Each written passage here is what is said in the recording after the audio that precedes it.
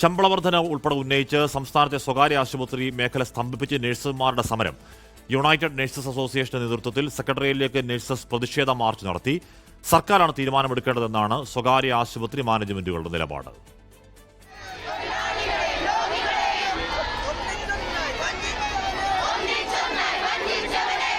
ശമ്പള പരിഷ്കരണം ഉൾപ്പെടെ വിവിധ ആവശ്യങ്ങളിൽ സർക്കാർ ഇടപെടൽ ആവശ്യപ്പെട്ടാണ് നഴ്സസ് സമരം.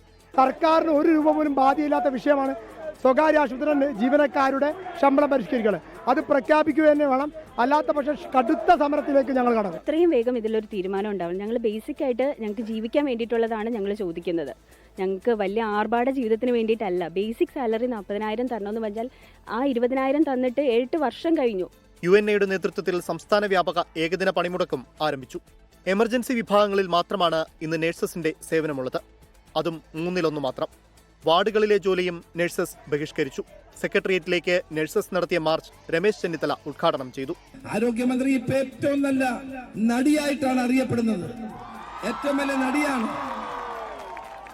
അവരുടെ നാട്യത്തിന് അവാർഡ് കൊടുക്കേണ്ട സമയമാണിത്.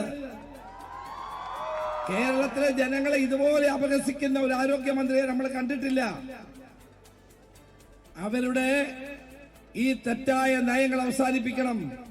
വൈകിട്ട് മാനവീയം വീതിയിൽ പൊതുസമ്മേളനം സംഘടിപ്പിക്കാൻ തീരുമാനിച്ചെങ്കിലും സർക്കാർ അനുമതി നൽകിയില്ല. ആവശ്യമെങ്കിൽ തീരുമാനമുണ്ടാകുന്നതുവരെ സമരവുമായി മുന്നോട്ട് പോകാനാണ് UNAയുടെ തീരുമാനം. അതേസമയം സർക്കാരാണ് തീരുമാനമെടുക്കേണ്ടതെന്നാണ് സ്വകാര്യ ആശുപത്രി മാനേജ്മെന്റുകളുടെ നിലപാട്. 24 തിരുവനന്തപുരം. ലോകത്തെവിടെയായാലും ഏത് സമയത്തും 24 വാർത്തകളും ഓഗ്മെന്റഡ് റിയാലിറ്റി പാക്കേജുകളും എക്സ്പ്ലെയിനറുകളും വിശദമായി കാണാൻ ഞങ്ങളുടെ YouTube ചാനൽ നിങ്ങൾക്ക് സബ്സ്ക്രൈബ് ചെയ്യാം.